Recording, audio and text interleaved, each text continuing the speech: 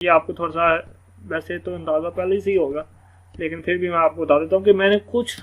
हर्फ को ना वो दो दो दफ़ा लिखा हुआ है, ठीक है। यहाँ पर दाल और डाल, और इसी तरह मैंने जो है ना वो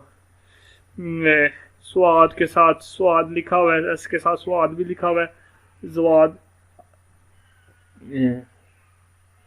ठीक है। जवाद भी सीन लिख दो दो हरफ क्यों लिखे, क्योंकि इंग्लिश के अल्फ़ाबेट जो है ना वो 26 हैं, ठीक है, और उर्दू के अल्फ़ाबेट 32-33 हैं, ठीक है। इसी तरह अगर हिंदी में आप चले जाओ,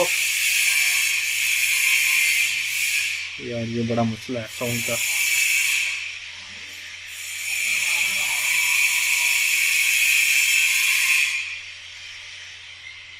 अगर आप हिंदी में चले जाओ तो वहाँ पर मैंने जब जहाँ तक मेरी इंफॉर्मेशन है वो जी 52 है हिंदी में, जो